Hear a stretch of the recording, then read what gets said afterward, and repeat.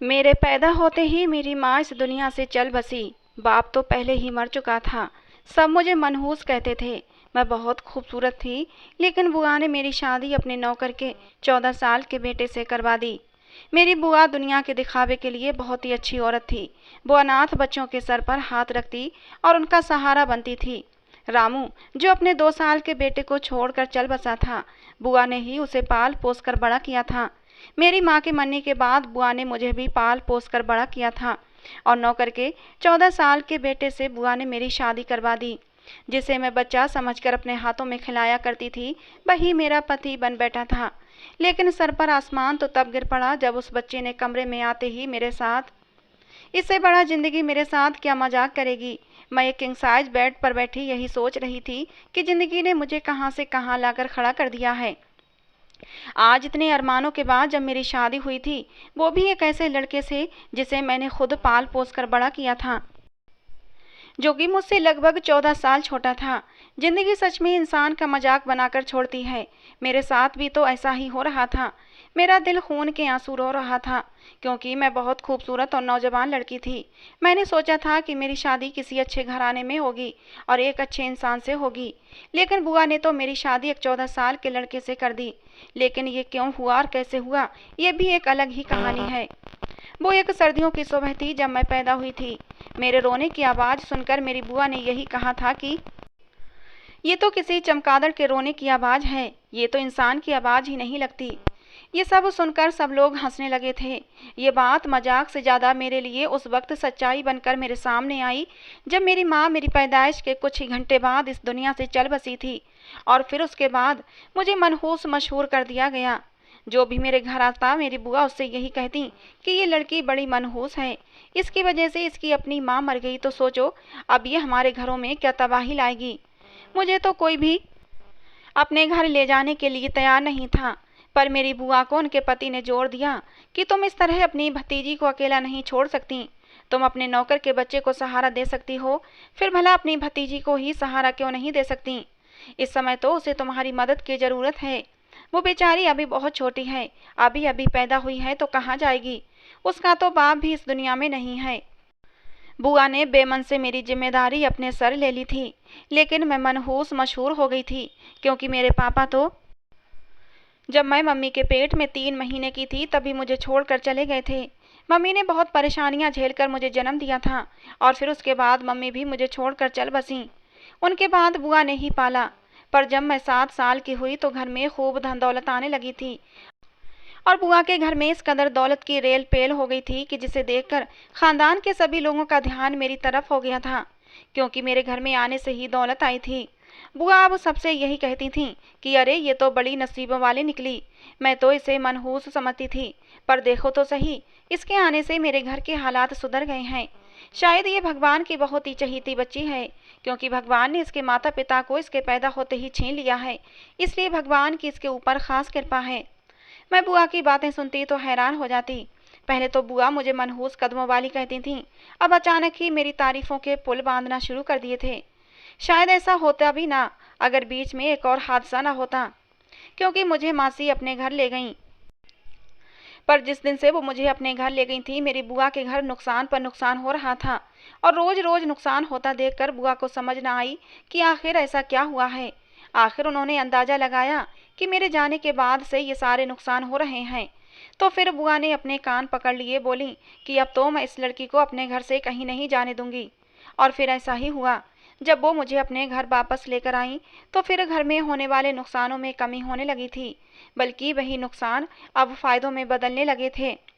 अब मेरी बुआ को विश्वास आ गया कि सच में ये लड़की तो बहुत ही शुभ कदमों वाली है, आगे से इसे घर से बाहर नहीं जाने दूंगी। और फिर बुआ ने जो कुछ शुरू किया वो मेरे लिए एक नई मुसीबत थी। मैं तो यही समझती थी कि बुआ मेरे साथ अच्छा व्यवहार करेंगी, पर उन्होंने मुझे सोने वाली चिड़िया समझ लिया था और दिन रात मेरी ऐसी सुरक्षा करती जैसे मैं कोई कांच की गुड़िया हूँ और कहीं से टूट न जाऊं। बुआ ने मुझे घर में कैद कर लिया था। वो मुझे न किसी से मिलने देती, न बातचीत करने देती। बुआ कहती कि अगर मेरे पास कोई ऐसा रास्ता होता कि मैं तुझे अपने घर में हमेशा हमेशा के लिए रख लेती, तो मैं तुझे कहीं न जाने देती। लेकिन क्या करूं, तू लड़की जात है, एक न एक दिन तेरी शादी करनी ही होगी और तू मेरा घर छोड़कर चली जाएगी और फिर मेरे घर में जो माया बसती है वो तेरे साथ ही चली जाएगी। मुझे तो कुछ समझ नहीं आता कि मैं क्या करूं। मैं बुआ की बातें समझ ही नहीं पाती थी कि आखिर बुआ कहना क्या चाहती हैं। बुआ के ज़्यादा बच्चे नहीं थे, उनकी भी बस एक ही बेटी थी जो कि अभी बहुत छोटी थी, लेकिन उन्होंने अपने नौकर के एक बेटे को अपने साथ रखा हुआ था। बुआ का नौकर अपने 2 साल के बेटे को बुआ के हवाले छोड़कर इस दुनिया से चला गया था। उसके बाद मेरी बुआ ने ही रामू के बेटे रवि को पाल पोस कर बड़ा किया था, जो अब 14 साल का हो चुका था और मेरी उम्र 28 साल हो चुकी थी। मेरे रिश्ते तो आते थे, लेकिन मेरी बुआ मेरी शादी नहीं करवाना चाहती थीं। उन्हें लगता था कि मेरे घर से जाते ही उनके घर में नुकसान होना शुरू हो जाएंगे और जो पैसे की रेल पेल है वो ख़त्म हो जाएगी। इसीलिए वो अब तक मुझे घर पर बैठा कर रखे हुए थीं। लेकिन कुछ भी कहो, मेरी शादी के पहले के ये 28 साल बहुत ही आराम से कटे थे। बस एक ही दुख था कि बुआ मुझे कहीं बाहर नहीं जाने देती थीं। एक दिन मेरी मौसी मेरे घर आई। वो ड्राइंग रूम में बैठी बुआ से बातें कर रही थीं। मेरी मौसी मेरे लिए एक रिश्ता लेकर आई थीं। लड़का बहुत ही अच्छा और पढ़ा लिखा था। मौसी का कहना था कि निहारिका की शादी इस लड़के से कर देनी चाहिए। निहारिका इस लड़के के साथ बहुत खुश रहेगी। लड़का बहुत खूबसूरत था, पढ़ा लिखा था और नौकरी करता था। मौसी ने बुआ से पूछा कि आपने निहारिका के बारे में क्या सोचा है? आखिर उसकी एक न एक दिन तो शादी करनी ही होगी। फिर भला मेरा लाया हुआ ये रिश्ता आप स्वीकार क्यों नहीं कर रही हैं? लेकिन बुआ किसी भी तरह मेरा रिश्ता करने को राजी नहीं थी और जब मासी ने भी पीछा नहीं छोड़ा तो बुआ ने कह दिया कि मैंने तो निहारिका का कब से रिश्ता कर रखा है, आप इस लड़के के लिए कोई दूसरी लड़की देख लें। ये सुनकर मासी हैरान हो गईं और बुआ से पूछने लगीं कि भाभी, आपने निहारिका का रिश्ता कहाँ तय कर दिया है? बुआ कहने लगीं कि मैंने इसका रिश्ता जहाँ भी तय किया हो, तुम लोगों को उसकी खबर लेने की ज़रूरत नहीं है। जब ये छोटी थी तो उसको पाल पोस कर मैंने ही बड़ा किया है और अब इसका रिश्ता करने का हक भी मैं रखती हूँ। मासी कहने लगीं कि बहन, मैं तुम्हें कुछ नहीं कहती, बस मुझे बता दो कि तुमने निहारिका का रिश्ता कहाँ तय किया है। तब बुआ ने जो बात बोली उसने मुझे न सिर्फ हैरान कर दिया बल्कि मेरी आंखों से भी आंसू बहने लगे थे। बुआ बोली कि मैंने निहारिका का रिश्ता रवि के साथ तय कर दिया है। रवि का नाम सुनकर जहाँ मेरी मौसी हक्का बक्का रह गई थी, मैं भी आंखें फाड़े बुआ को देख रही थी। मैं पर्दे के पीछे से निकलकर बुआ के सामने खड़ी हो गई। मैंने रोते हुए कहा, बुआ, ऐसा कैसे हो सकता है? आप ऐसा कैसे कर सकती हैं? रवि तो मेरे छोटे भाई जैसा है। बचपन से रवि का मैंने कितना ध्यान रखा है। एक बड़ी बहन बनकर आप उसे मेरा पति कैसे बना सकती हैं? और फिर अभी वो बहुत छोटा है। बुआ ने मुझे डांटते हुए कहा कि बड़ों के बीच में टांग मत अड़ाया करो और इस तरह हमारी बातें छुप छुप कर क्यों सुन रही थी? मुझे तो लगता है तुझे शादी करने का बहुत शौक है, इसीलिए अपनी शादी की बातें छुप छुप कर सुन रही थी। बुआ ने मुझे डांटते हुए कहा। मैंने रोते हुए कहा, बुआ ऐसी बात नहीं है, लेकिन आप मेरा रिश्ता एक 14 साल के लड़के से मत करें। भला ये कहाँ की शादी होगी? ऐसी बेजोड़ की शादी बिल्कुल मत करें। मेरी बात सुनकर बुआ हंसने लगीं, कहने लगीं, अरे भाई क्यों ना करूं, तू मेरे लिए इतनी शुभ है, तू तो मेरे लिए सोने का अंडा देने वाली मुर्गी है। मैं तुझे इस घर से बाहर नहीं जाने दूंगी। बुआ, भगवान के लिए मेरी ज़िंदगी बर्बाद मत करें। मैं भला 14 साल के छोटे से बच्चे के साथ कैसे रह पाऊंगी? इस बच्चे को अपना पति कैसे मान लूं? मैंने चिल्लाते हुए कहा तो बुआ ने मेरा मुंह जोर से पकड़ लिया और बोली, आइंदा अगर तूने ऐसी बात कही तो मुझसे बुरा कोई नहीं होगा। वो तो उससे 14 साल छोटा जरूर है, लेकिन वो देखने में 17-18 साल का लगता है और तुम भी जवान हो। मैं बुआ की बात काटते हुए बोली कि अभी तो मैं जवान हूँ, लेकिन कल जब मेरी जवानी ढलने लगेगी तो फिर उस समय रवि की जवानी चढ़ने लगेगी। तब रवि क्या करेगा? क्या वो मेरे साथ निभा कर पाएगा? क्या वो अपने साथ एक बूढ़ी पत्नी को रख पाएगा? क्या एक बूढ़ी पत्नी को वो स्वीकार कर पाएगा? मेरी ज़िंदगी तो बर्बाद हो जाएगी। लेकिन बुआ को जरा भी शर्म नहीं आई। बोली कि कोई बात नहीं, एक शादी उसकी तेरे से छोटी लड़की से भी करवा दूंगी, जब वो 20-25 साल का हो जाएगा तब। मैंने कहा, बुआ, मैंने आपका क्या बिगाड़ा है? आखिर मेरी गलती क्या है कि आप मेरे साथ इतना बड़ा जुल्म कर रही हैं? मेरी शादी एक ऐसे लड़के से करवाएंगी जो बाद में दूसरी शादी करे? बुआ के सर पर तो भूत सवार था। वो कह रही थी कि तुमसे रवि की शादी करवाना मेरी मजबूरी है। अगर मैंने ऐसा नहीं किया तो तुम इस घर से चली जाओगी और मैं ऐसा हरगिज नहीं होने दूंगी। मैं आंखों में आंसू भरे बुआ की बातें सुन रही थी। मैं शुभ अशुभ बातों पर विश्वास नहीं रखती थी, लेकिन बुआ इन बातों पर बहुत विश्वास करती थीं। बुआ बोली, जल्दी से जल्दी तेरी शादी करूंगी। बुआ की बातें सुनकर मैं रोने लगी। मेरी मासी ने मुझे तसल्ली दी और वहां से चली गईं। वो और कर भी क्या सकती थीं, मगर इससे पहले कि कुछ और होता पूरे खानदान में ये बात फैल गई थी। बुआ ने तो एक अनोखा ही कारनामा कर दिया था। और फिर एक रात बुआ ने एक पंडित को बुलवा लिया। वो मेरे पास आई और कहने लगी, चलो दुल्हन वाले कपड़े पहनो और तैयार हो जाओ। मैं तो बुआ की बात समझी ही नहीं थी, मगर देखा तो बुआ अपनी आंखें निकाले खड़ी मुझे शादी करने के लिए कह रही थीं। मैंने कहा कि बुआ ये सब कुछ किया है, आप इतनी जल्दबाजी क्यों कर रही हैं? मैं ये शादी हरगिज नहीं करूंगी। भला इस शादी का क्या जोड़ है? मैं बालिग हूँ और मुझे पूरा हक है कि मुझे किसके साथ शादी करनी है और किसके साथ नहीं। मैं अपनी जिद पर आ गई थी। मैंने दिल में पक्का इरादा कर लिया था कि मैं उस बच्चे से हरगिज शादी नहीं करूंगी। और तब बुआ ने एक ऐसी बात बोली जिसने मेरा कलेजा छलनी कर दिया। वो बोली कि तेरी माँ भी ऐसी ही थी और तू भी ऐसी ही निकली। मैं तेरी जिंदगी बर्बाद कर दूंगी अगर तुमने रवि से शादी नहीं की तो। तू खुद को समझती क्या है? कहीं की हीरोइन है क्या जो मैं तेरे लिए मरी जा रही हूँ? तू यहाँ से गई तो किसी और के घर भी बस नहीं पाएगी। ये मेरी बात लिख कर रख ले। मैं तुझे हमेशा अपने घर पर बिठा कर रखूंगी और यहीं बैठा कर बूढ़ा कर दूंगी, लेकिन तेरी कहीं शादी नहीं करूंगी। बुआ की बातें मैं आंखें फाड़े सुन रही थी। वो मुझे किसी डायन से कम मालूम नहीं हो रही थीं। और फिर मैंने सर झुका लिया। मेरी आंखों से आंसू बहने लगे थे। अपनी बेबसी पर मुझे रोना आ रहा था। कुछ देर बाद कमरे में बुआ के पति आ गए। मैंने उनसे रोकर शिकायत की। वही मुझे आखिरी सहारा लग रहे थे, लेकिन वो भी बोले कि तुम्हारी बुआ कोई भी काम जल्दबाजी में नहीं करती हैं।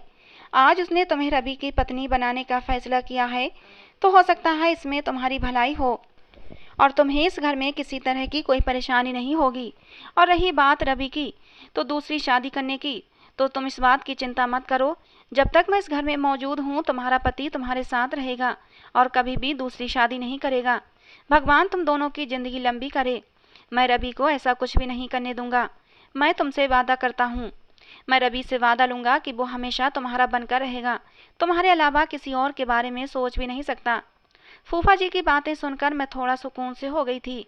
मैंने सोचा चलो कोई बात नहीं, अगर रवि अभी बच्चा है और जब जवान हो जाएगा और अगर दूसरी शादी कर भी लेगा तो कम से कम फूफा जी ने वादा किया था कि वो अपनी सारी जायदाद मेरे नाम कर देंगे। कम से कम मेरी जिंदगी तो आराम से कट जाएगी। इसके अलावा मैं कर भी क्या सकती थी? मैं एक अनाथ लड़की, मेरे सर पर मेरे माँ बाप का हाथ नहीं था। मैं दूसरों के रहमो करम पर ही थी और फिर मैं मान गई थी। खैर मेरी शादी हो गई। मेरा पति एक 14 साल का बच्चा बन चुका था। मुझे उस बच्चे से कोई डर नहीं था। मैं जानती थी कि वो तो बहुत ही कम उम्र है, छोटा सा बच्चा है। वो भला मेरे साथ क्या करेगा? उसे डांट कर मैं कमरे से भगा दूंगी। कभी मेरे सामने सर उठाकर बात नहीं कर सकेगा। पर मैं नहीं जानती थी कि मर्द तो मर्द होता है, फिर चाहे वो बच्चा हो, बड़ा हो या फिर बूढ़ा, वो अपने नेचर से बाज नहीं आता। बुआ ने मुझे कमरे में पहुंचा दिया था। मैं दुल्हन बनी लाल जोड़ा पहने बैठी थी, तभी एकदम से दरवाजा खुला और रवि अंदर कमरे में दाखिल हुआ। उसकी उम्र तो सिर्फ 14 साल थी, पर उसने खूब कद काट निकाला था। वो देखने में 17-18 साल का लगता था। कमरे में दाखिल होते ही उसने मेरी तरफ देखा और बोला, निहारिका तुम बहुत सुंदर हो। मेरा दिल तो नहीं चाहता कि मैं तुम्हारे साथ ऐसा करूं, पर क्या करूं, मेरी मजबूरी है। तुम्हें मेरे साथ चलना होगा। मैं उसकी तरफ हैरान होकर देखने लगी। रवि, कहाँ चलना होगा? ये तुम कैसी बातें कर रहे हो? चुपचाप बेड पर आओ और सो जाओ, काफ़ी रात हो गई है। मैं उसे बच्चों की तरह डांटने लगी। मुझे आज भी वो समय याद था जब मैं उसे ऐसे ही डांट डांट कर होमवर्क करवाया करती थी और कभी कभी उसे खाना भी अपने हाथों से खिलाया करती थी। और आज वही मेरा पति बना बैठा था। मुझे अपनी किस्मत पर हंसी आ रही थी कि किस्मत ने मेरे साथ कैसा गंदा मजाक खेला था, क्योंकि ये सब कुछ जो हो रहा था वो मेरी समझ से बिल्कुल भी बाहर था। खैर मैंने रवि से और ज़्यादा कुछ नहीं कहा। मैं नहीं चाहती थी कि वो बिगड़ जाए और फिर बेकार में मुझ पर अपनी मर्दानगी दिखाने लग जाए। रवि धीरे धीरे मेरे करीब आ रहा था। अब मुझे उससे डर महसूस हो रहा था। मैं तो रवि को अपना छोटा भाई समझती थी और रवि भी तो मुझे दीदी कहकर ही बात किया करता था। वो बेड पर आकर बैठा और मुझे एक ऐसी बात कही कि मैं हैरान रह गई। मेरी तरफ झुककर बोला, मुझे माफ़ कर दो। माँ जी ने अपने लालच में तुम्हारी शादी मेरे साथ कर दी है। उन्हें ऐसा नहीं करना चाहिए था। मैं जब से बड़ा हुआ हूँ मैंने हमेशा देखा है कि आप मेरा किस तरह ख्याल रखती थीं। आपने मुझे माँ बनकर पाला है। अब अगर मैं आपसे शादी का रिश्ता निभाऊंगा तो ये तो ऐसा ही हो जाएगा कि माँ बहन का रिश्ता बदनाम हो गया, और मैं ऐसा सोच भी नहीं सकता। दीदी, मैं आज भी पहले की तरह हूँ। मैं आज भी आपको अपनी बड़ी बहन समझता हूँ। इसके अलावा मैं अपने मन में कोई दूसरा रिश्ता सोच भी नहीं सकता। आप अपने मन से सारे डर निकाल दें। मैं आपको हाथ भी नहीं लगाऊंगा, ना ही आपसे कोई ऐसी बात करूंगा। मैं हमेशा आपको अपनी बड़ी बहन समझा है और हमेशा समझता रहूंगा। पर एक रात के लिए आपको मेरे साथ चलना होगा, और वो रात आज की ही रात है। मैं रवि की बातें सुनकर हैरान हो रही थी। एक तरफ रवि मुझे बहन कह रहा था तो दूसरी तरफ रात को मुझे अपने साथ चलने का कह रहा था। मैंने रवि से कहा कि मैं समझी नहीं, तुम आखिर कहना क्या चाहते हो? मुझे समझ नहीं आ रहा कि क्या करूं। तुम हो कि मुझे यहाँ से भी चलने का कह रहे हो। रवि मुझे दिलासा देकर बोला, दीदी मैं छोटा तो हूँ पर तुम्हारी सुरक्षा तो कर ही सकता हूँ, क्योंकि मैं एक मर्द हूँ।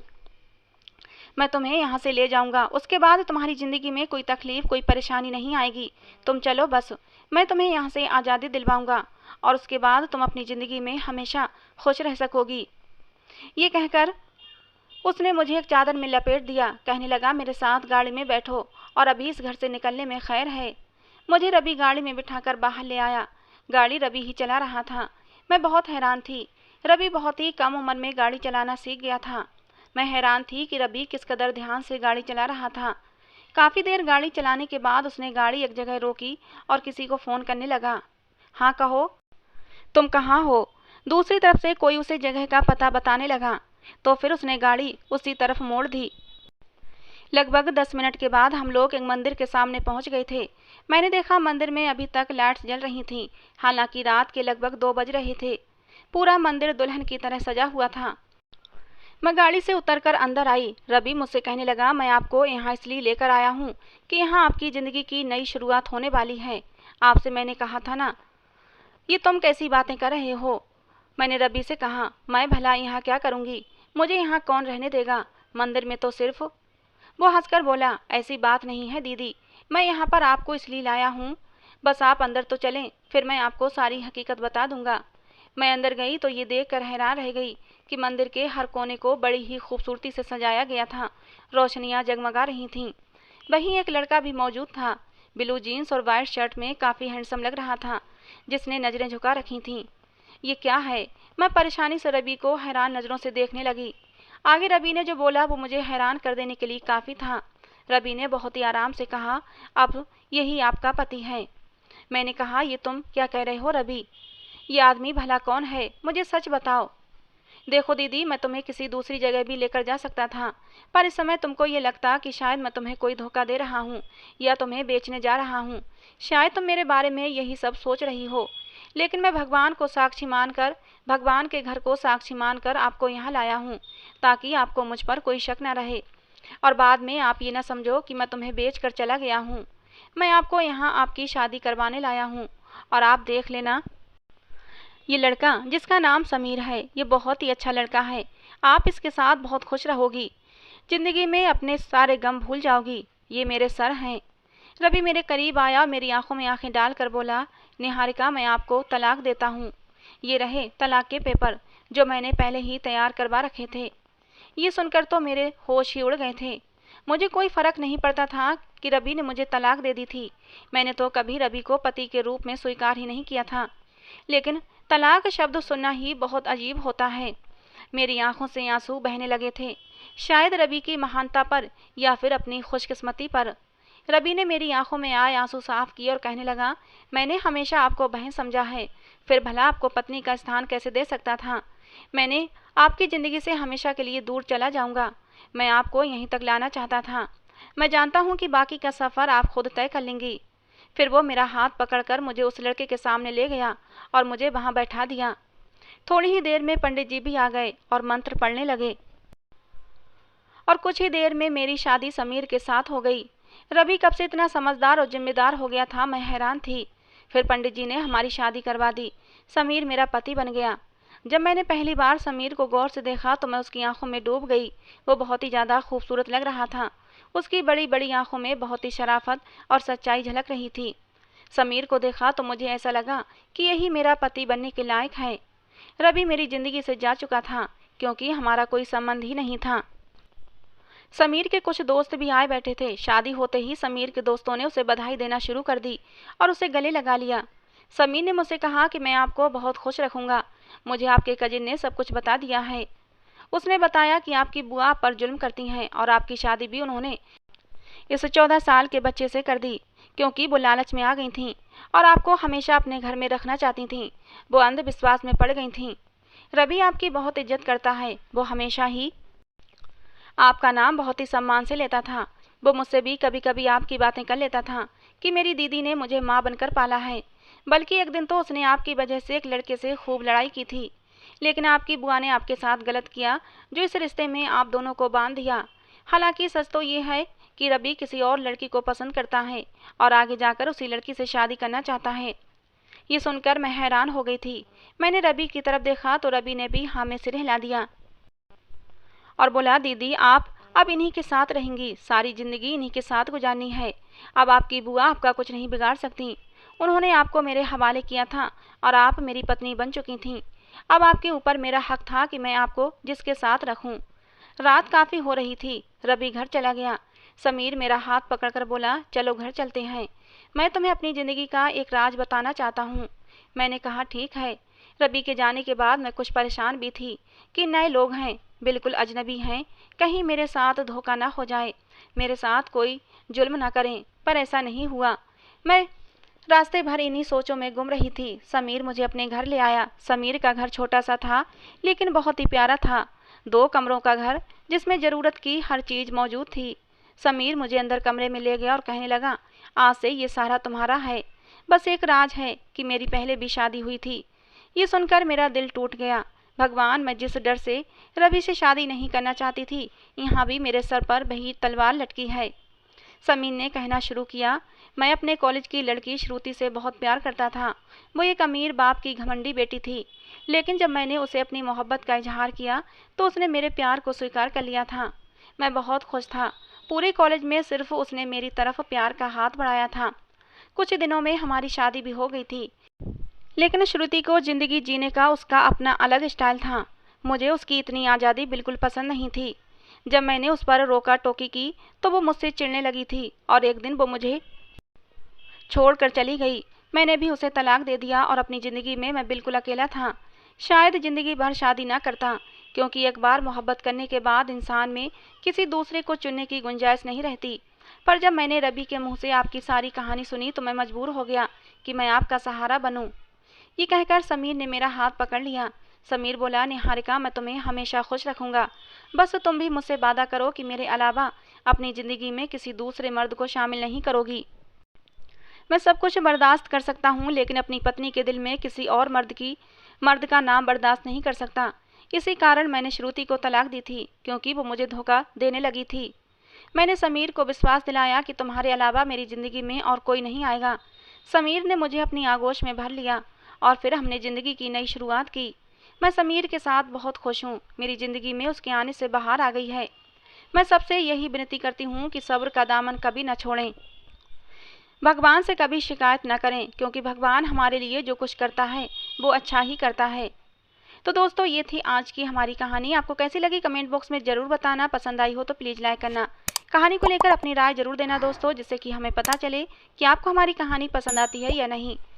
रोज़ एक नई कहानी सुनने के लिए हमारे चैनल को सब्सक्राइब करें। कहानी को अंत तक सुनने के लिए आप लोगों का बहुत बहुत धन्यवाद दोस्तों।